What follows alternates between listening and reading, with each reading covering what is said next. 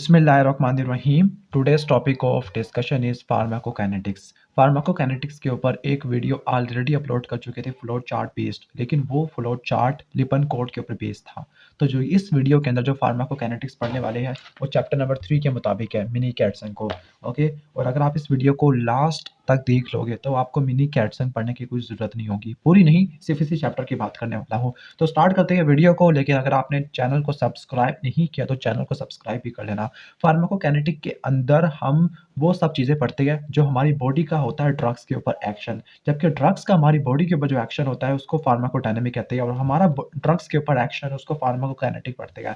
Pharmacokinetic के अंदर हमने इफेक्टिव ड्रग कंसंट्रेशन पढ़नी है, वॉल्यूम ऑफ डिस्ट्रीब्यूशन पढ़ना है, क्लियरेंस पढ़नी है, हाफ लाइफ है, बायो अवेलेबिलिटी है। जो एफ वाला सिंबल होता है ये बायो अवेलेबिलिटी को इंडिकेट करता है।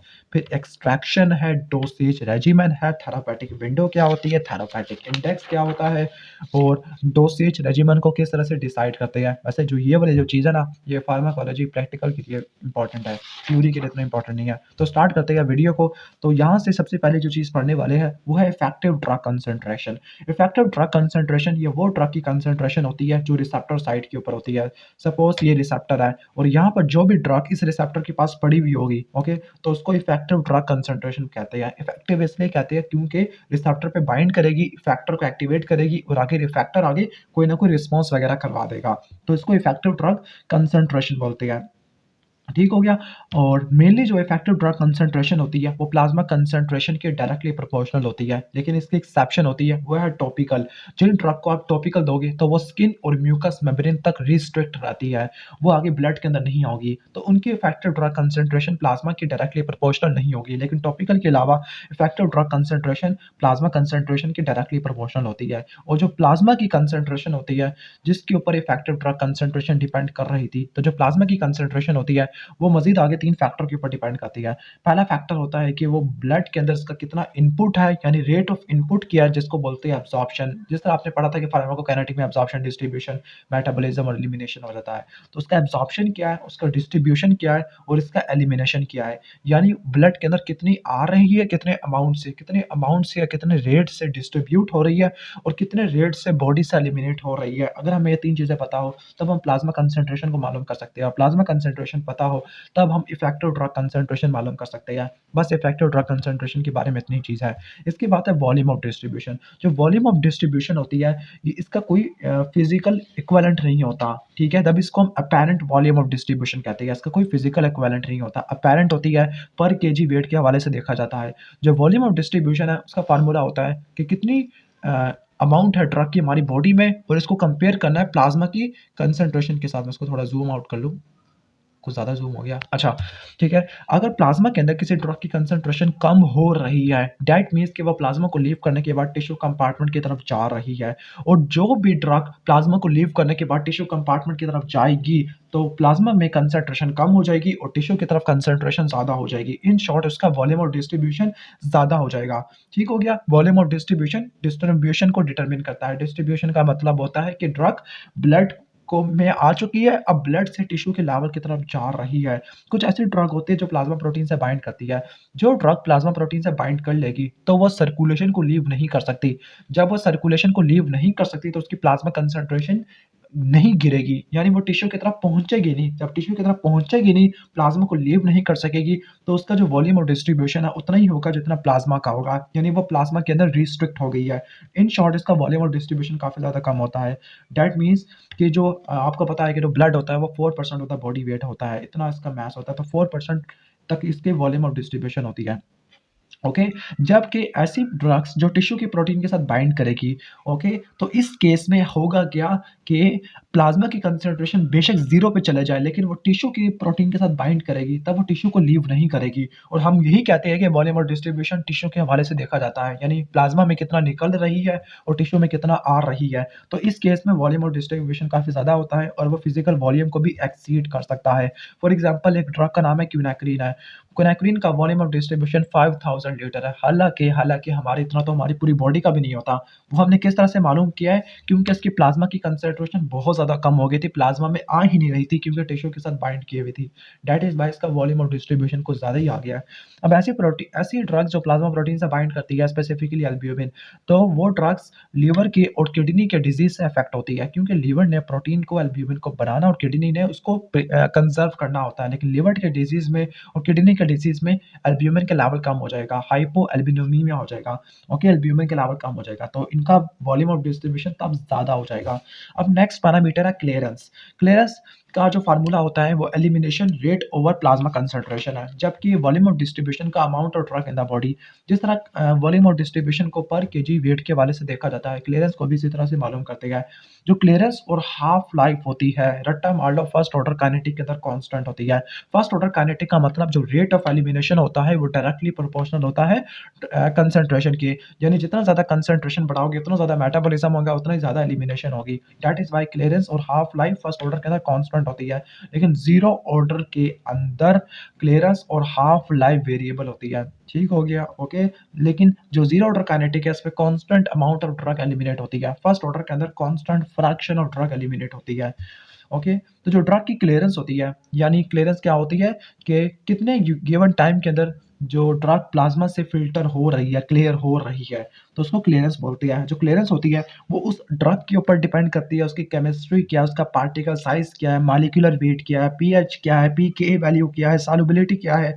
दूसरा फैक्टर है ब्लड फ्लो। अगर ब्लड फ्लो किडनी की तरफ ज़्यादा होगा, अच्छा होगा, तो क्लीयरेंस भी ज़्यादा होगी। और लास्ट है condition of the organ of elimination. अगर किडनी का डिज़ीज़ है, तब इस केस में क्या होगा? तब इस केस में एलिमिनेशन कम से कम होगी, क्लीयरेंस कम हो जाती है। ओके, ठीक हो गया? और यहाँ पे एक फ़ॉर्मूला लिखा हुआ है, जो क्लीयरेंस होती है किसी भी ड्रग की ऑर्गन से, वो डिटरमिन करती है 2 फैक्टर के ऊपर कि वो उसको ब्लड से कितना निकाल पा रहा है और उसके पास ब्लड में कितनी अमाउंट में आ रहा है, यानी एक्सट्रैक्शन कैपेबिलिटी और रेट ऑफ ड्रग डिलीवरी है। ओके, इन दोनों को मल्टीप्लाई कर दो तो बन जाएगा clearance of drug bye particular organ. और कुछ ऐसे ड्रग्स होती है जिनकी क्लीयरेंस फ्लो लिमिटेड होती है, मतलब अगर ब्लड फ्लो अगर आपने कम कर दिया, ओके, अगर आपने ब्लड फ्लो को कम कर दिया तो उनकी क्लीयरेंस भी लिमिट हो जाएगी। दैट इज़ व्हाई कि कुछ ऐसी ड्रग्स होती है, ओके, तो इनकी जो क्लीयरेंस होती है वो ब्लड फ्लो के ऊपर लिमिटाइज़ हो जाती है। That is why this is called flow limited. और आपको पता है कि पूरी बॉडी के अंदर ब्लड का पंप करना ये हार्ट का फंक्शन होता है। दैट मीन्स कि अगर हार्ट का डिज़ीज़ हो जाएगा तो ब्लड फ्लो कम से कम होगा। सपोज़ किडनी की तरफ ब्लड फ्लो कम से कम होगा। जब किडनी की तरफ ब्लड फ्लो कम से कम होगा तो फिर किडनी इनकी रिटेंशन करना शुरू कर देगी और इनकी क्लीयरेंस कम हो जाती है। नेक्स्ट पैरामीटर है हाफ लाइफ। जो हाफ लाइफ है ये डिराइव्ड पैरामीटर है, वॉल्यूम ऑफ डिस्ट्रीब्यूशन से और क्लीयरेंस से मालूम करते हैं। हाफ लाइफ आपको पता है कि वो टाइम जिसमें किसी ड्रग की कंसंट्रेशन 50% कम हो जाती है तो उसको हाफ लाइफ कहते हैं। हाफ लाइफ का formula 0.693 multiply VD over clearance है। ठीक है, वीडी को ऊपर और क्लीयरेंस को नीचे रखना है। अब 0.693 की कैलकुलेशन थोड़ी सी डिफिकल्ट होती है, तो अगर एग्जाम में कोई न्यूमेरिकल आ जाए तो आप 0.7 से उसको राउंड ऑफ कर देना। जो हाफ लाइफ होती है वो डिटरमिन करता है उस रेट को जिसमें ब्लड की कंसंट्रेशन कांस्टेंट इन्फ्यूजन में राइज होती है, और जब एडमिनिस्ट्रेशन को स्टॉप करते हैं तब उसकी कंसंट्रेशन फॉल होना शुरू हो जाती है। अब ये वाली जो लाइन है यहाँ से तो समझ नहीं आएगी, लेकिन अगर मैं आपको ये वाला डायग्राम दिखाऊँगा तो इसके अंदर आपको समझ आना शुरू हो जाएगी। फॉर एग्ज़ाम्पल अगर कांस्टेंट इन्फ्यूजन करते गए, यहाँ से हमने इन्फ्यूजन देना शुरू किया, ओके, ठीक हो गया, देते रहे, देते रहे, देते रहे, देते रहे, एक वक़्त आया कि स्टेडी स्टेट कंसंट्रेशन आ गई है। स्टेडी स्टेट कंसंट्रेशन कब आती है? तकरीबन हम कह सकते हैं कि 4 से लेकर 5 हाफ लाइफ के बाद आती है। ठीक हो गया? तो अगर आप इस ग्राफ को देखते हो तो इस ग्राफ में एक्स एक्सिस पे क्या था? एक्स एक्सिस पर यहाँ पर आपको नज़र आ रहा है टाइम या नंबर ऑफ हाफ लाइव्स है। तो यहाँ पर कांस्टेंट इन्फ्यूजन की गई है तकरीबन 8 हाफ लाइफ तक और फिर उसको स्टॉप कर दिया है। जो कंसंट्रेशन थी वो स्मूथली राइज़ कर रही थी टाइम के साथ। ठीक हो गया? तो अगर आप देख सकते हो कि जब 1 हाफ लाइफ थी तो उसके 50% कंसंट्रेशन स्टेडी स्टेट को अचीव कर गई थी। लेकिन 2 हाफ लाइफ के बाद 75% स्टेडी स्टेट को अचीव कर गई थी और 3 हाफ लाइफ के बाद 87, यानी हर हाफ लाइफ के बाद एक पार्टिकुलर ड्रग बढ़ रही है और पार्टिकुलर ड्रग टूट रही है कांस्टेंट इन्फ्लुएंस से। तो उसके रिलेटिव रेट को हम हाफ लाइफ कह देते हैं। ठीक हो गया? और आपको पता है कि 3 से लेकर 4 हाफ लाइफ के बाद ड्रग अपनी स्टेडी स्टेट कंसंट्रेशन को अचीव कर लेती है। ओके, ठीक हो गया? तो जो स्टेडी स्टेट कंसंट्रेशन का मतलब है कि जितनी ड्रग सर्कुलेशन के अंदर आ रही है उतनी ड्रग सर्कुलेशन को लीव कर रही है। अब नेक्स्ट पैरामीटर है फार्माकोकाइनेटिक का, जिसको बोलते हैं bio availability. Bio availability administrated dose का वो फ्रैक्शन है जो सिस्टमिक सर्कुलेशन के अंदर पहुंच रहा है। यानी अगर आपने कोई ड्रग दी है, ओरली दी है, और वो कितना उसका परसेंटेज या प्रोपोर्शन जो अनचेंज था, ओरिजिनल था, सिस्टमिक सर्कुलेशन के अंदर पहुंचा है, तो उसको बायो अवेलेबिलिटी कहते हैं। इंट्रावेनस रूट से देते हैं तो ड्रग सीधा ही ब्लड के अंदर आ जाती है, गट को, लीवर को और पोर्टल सर्कुलेशन को बाईपास कर देती है। डेट मीन्स इंट्रावेनस रूट के जरिए half life sorry bio availability के ऊपर कोई फर्क नहीं पड़ता। इंट्रावेनस रूट से जो बायो अवेलेबिलिटी होती है वो तकरीबन ऑलमोस्ट हम कह सकते हैं 100% होती है। बायो अवेलेबिलिटी इन 4 फैक्टर की वजह से कम होती है। लाइक किसी ड्रग की एब्जॉर्प्शन इनकम्प्लीट होती है, या इंटेस्टिनल ट्रांसपोर्टर्स होती है, या फर्स्ट पास मेटाबॉलिज्म होता है, या किसी और दूसरे ऑर्गन की तरफ डिस्ट्रीब्यूट हो जाती है। जो फर्स्ट पास मेटाबॉलिज्म होता है 3 जगह पे होता है, गट की वाल के अंदर, ठीक है, ओके, इंटेस्टिनल एपिथेलियम है, मैंने 2 मरतबा लिख दिया है, और इसके अलावा लीवर और पोर्टल ब्लड है, तो वहाँ पे फर्स्ट पास मेटाबॉलिज्म है। यानी इनकम्प्लीट एब्जॉर्प्शन है, या इंटेस्टिनल ट्रांसपोर्टर्स होते हैं, या फर्स्ट पास मेटाबॉलिज्म है, या डिस्ट्रीब्यूशन होता है, तो इसकी वजह से बायो अवेलेबिलिटी कम हो जाती है। ठीक है, तो जो गट वाल है, पोर्टल ब्लड है और लीवर है, इनके पास मेटाबोलाइजिंग एंजाइम होते हैं, और लीवर मेटाबोलाइज करने के बाद ड्रग को बाइल के अंदर एक्सक्रीट कर देता होता है। अब बायो अवेलेबिलिटी का फार्मूला होता है वो एरिया अंडर द कर्व से होता है। यानी अगर आप कोई कर्व बनाओगे, वहाँ पे जो एरिया होगा, आपने पहले उस रूट का जिसके ज़रिए ड्रग दी गई है, मेनली ओरली रूट से, और फिर इसको कंपेयर करना है इंट्रावेनस से, जो कि ऑलमोस्ट 100% होता है। तो जो वैल्यू आएगी वो बायो अवेलेबिलिटी होगी। इसके बाद है एक्सट्रैक्शन। एक्सट्रैक्शन को हम यहाँ से समझते हैं कि सपोज एक पार्टिकुलर ऑर्गन था, लीवर था, और वो उसके पास पोर्टल सर्कुलेशन से ब्लड आ रहा था, तो इनिशियल कंसंट्रेशन ड्रग की कितनी थी, ठीक है, ओके, ठीक हो गया, और फाइनल कंसंट्रेशन क्या है, यानी उसने कितना एलिमिनेट किया है सर्कुलेशन से, ठीक है, उस ड्रग को, तो उसको बोलते हैं एक्सट्रैक्शन। तो एक्सट्रैक्शन क्या होती है, ये भी फ्रैक्शन होता है या परसेंटेज होती है ड्रग की, जो किसी भी ब्लड से निकाली जाती है। कोई पार्टिकुलर ऑर्गन निकालता है, जब ब्लड उस पार्टिकुलर ऑर्गन की तरफ फ्लो कर रहा था, तो the percentage of drug removed from the perfusing blood during passage through that organ is called extraction होती है। और जो एक्सट्रैक्शन है, जब स्टेडी स्टेट कंसंट्रेशन अचीव हो जाती है, तो जो एक्सट्रैक्शन रेशियो होती है वो एलिमिनेशन को मैयर करती होती है। यानी जितना ऑर्गन किसी पार्टिकुलर ड्रग को गिवन टाइम में निकालता है वो एलिमिनेशन के बराबर हो जाता है। कब, जब स्टेडी स्टेट कंसंट्रेशन अचीव हो जाती है। स्टेडी स्टेट का मतलब है कि जितना इनपुट उतना ही आउटपुट, ओके। लेकिन कुछ ऐसी ड्रग्स होती है जिनका हिपैटिक एक्सट्रैक्शन रेशियो ज़्यादा होता है। जिनका हिपैटिक एक्सट्रैक्शन रेशियो ज़्यादा होगा, मतलब लीवर उनको ज़्यादा निकाल रहा है ब्लड से, तो लीवर उनको तोड़ फोड़ करके ही वापस देगा। तो फर्स्ट पास मेटाबॉलिज्म ज़्यादा होता है, प्री सिस्टमिक मेटाबॉलिज्म ज़्यादा होता है। That is why oral administration के बाद बायो अवेलेबिलिटी उन ड्रग्स की कम हो जाती है। इसके बाद है डोसेज रेजिमेन। अब डोसेज रेजिमेन को हमने नेक्स्ट पे कवर करना है कि डोसेज रेजिमेन क्या होता है।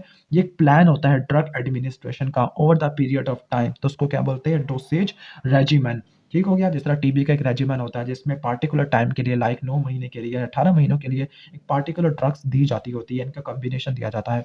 अब इनको नेक्स्ट सफ़े पे कवर कर लेके पहले हम थेरापेटिक विंडो पढ़ लेते हैं। जो थेरापेटिक विंडो और थेरापेटिक इंडेक्स होती है, ये सेफ्टी को मेनली मॉनिटर करती होती है। जो थेरापेटिक विंडो है, ये 2 चीज़ों के दरमियान रेंज होती है, और ये सेफ रेंज होती है, यानी सेफ्टी को मॉनिटर करती है।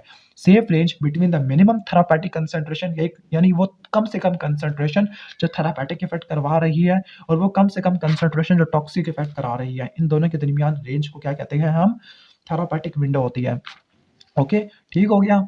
अब कहते हैं कि यहाँ पर लिखा हुआ है कि जो पीक होती है, पीक डिटरमिन करती है acceptable range of plasma concentration को। कैसे, मैं आपको दिखा देता हूँ। अगर आप इस डायग्राम की तरफ आओगे, लाइक ये टाइम है, और इस टाइम पे अगर आप देखोगे मिनिमम इफेक्टिव कंसंट्रेशन है, और ये मिनिमम टॉक्सिक कंसंट्रेशन होती है। ठीक हो गया। तो जो पीक होती है वो किस चीज़ को इंडिकेट करती है, जो पीक होती है वो मिनिमम टॉक्सिक कंसंट्रेशन को इंडिकेट करती है, और इसका जो ट्रफ होता है नीचे वाला वो मिनिमम इफेक्टिव कंसंट्रेशन है, और इन दोनों की रेंज को क्या बोलते हैं हम, थेरापेटिक विंडो। लाइक इसकी टॉक्सिक कंसंट्रेशन इतनी है जहाँ पे पीक है, जहाँ पे ट्रफ बन रहा है वो इसकी इफेक्टिव कंसंट्रेशन है, और इन दोनों के दरमियान सेफ रेंज को थेरापेटिक विंडो कहते हैं। लाइक थियोफाइलिन की जो रेंज होती है वो 8 से लेकर 16 है। दैट मीन्स कि 8 के ऊपर जिसका बेनिफिशियल इफेक्ट है, और 16 या 20 के ऊपर इसका क्या होना शुरू हो जाता है, टॉक्सिक इफेक्ट आना शुरू हो जाता है। ओके, ठीक हो गया।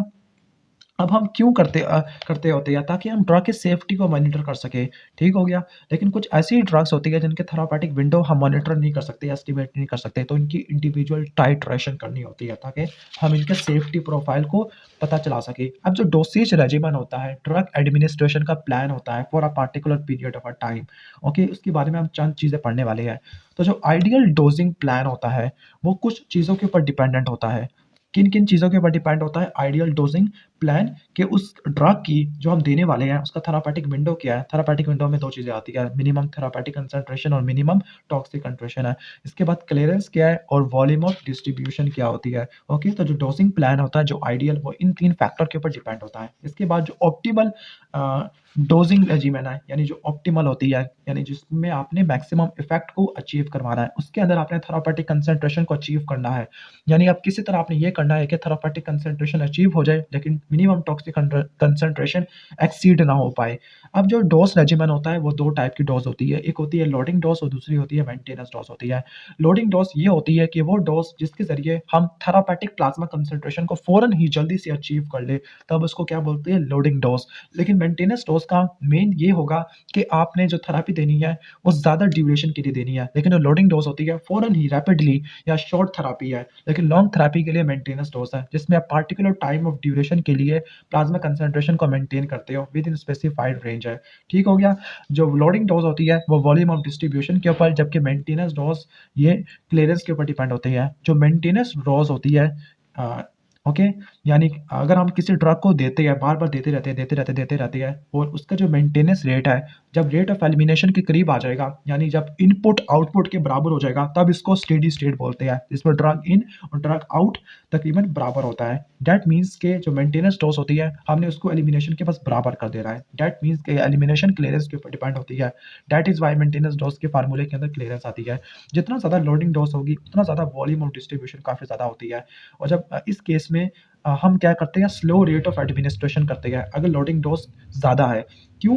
ताकि स्लो रेट ऑफ एडमिनिस्ट्रेशन से या स्लो एब्जॉर्प्शन से उसकी टॉक्सिसिटी मिनिमाइज रहेगी, क्योंकि अचानक ही हमने दे दी ड्रग और वो भी हाई कंसंट्रेशन के अंदर, तो अर्ली डिस्ट्रीब्यूशन फेज में जिसमें वो टिश्यू के पास पहुंचेगी तो ज़्यादा कंसंट्रेशन में आ जाएगी और टॉक्सिक कंसंट्रेशन के अंदर नुकसान पहुंचा देगी। ओके, ठीक हो गया। तो जो मेंटेनेंस डोज होती है वो डिपेंड करती है क्लीयरेंस के ऊपर। जो नंबर ऑफ डोजेज होती है वो डिपेंड करता है दो फैक्टर के ऊपर। ओके, यानी जो डोजिंग रेट होता है, और डोजिंग रेट किन दो फैक्टर के ऊपर डिपेंड करता है कि उसकी हाफ लाइफ क्या है या उसका थेरापेटिक विंडो क्या है। और हमारा मेन पर्पस ये होता है कि जो मिनिमम थेरापेटिक कंसंट्रेशन है उससे ऊपर प्लाज्मा कंसंट्रेशन मेंटेन रहे। तो इसके लिए दो लिखे हुए हैं, लाइक अगर लार्ज डोजेज है तो लार्ज डोजेज को लॉन्गर इंटरवल के लिए देना है, यानी कुछ ऐसे ड्रग्स हैं जिनका थेरापेटिक विंडो काफ़ी बड़ा होता है, रेंज काफ़ी ज़्यादा बड़ी है, तो वो सेफ ड्रग होती है। लेकिन जो स्मॉल होती है जिनकी रेंज ही छोटी सी है तो वो टॉक्सिक होती है। तो जिनके थेरापेटिक विंडो की रेंज काफ़ी बड़ी है तो उनको लार्ज डोज में दे सकते हैं लॉन्ग ड्यूरेशन के लिए, लेकिन जिनकी थेरापेटिक विंडो काफ़ी छोटी है तो इनकी स्मॉल डोज देनी पड़ेगी शॉर्ट इंटरवल के लिए, क्योंकि जिनकी थेरापेटिक विंडो कम होती है तो वो ज़्यादा टॉक्सिक होती है। ओके, तो कुछ लोग कह रहे थे कमेंट सेक्शन के अंदर के वीडियो के लास्ट में थोड़ा सा दिखा दिया करिए नोट्स ताकि हम स्क्रीनशॉट ले सकें, तो आप स्क्रीनशॉट ले सकते हो। इससे ज़्यादा मैं, बल्कि मैं और अच्छा कर देता हूँ, तो आप इस स्टेज पे आके आप स्क्रीनशॉट ले सकते हो। ओके, इसके अलावा आप इस सफ़े के भी ले सकते हो स्क्रीनशॉट। मैं इसको थोड़ा जूम कर दूँ। ओके, अगर आपको वीडियो अच्छी लगी है तो वीडियो को लाइक कर देना, चैनल पे नहीं हो तो सब्सक्राइब कर देना। मिलते हैं नेक्स्ट वीडियो के अंदर, तब तक के लिए अल्लाह हाफिज़।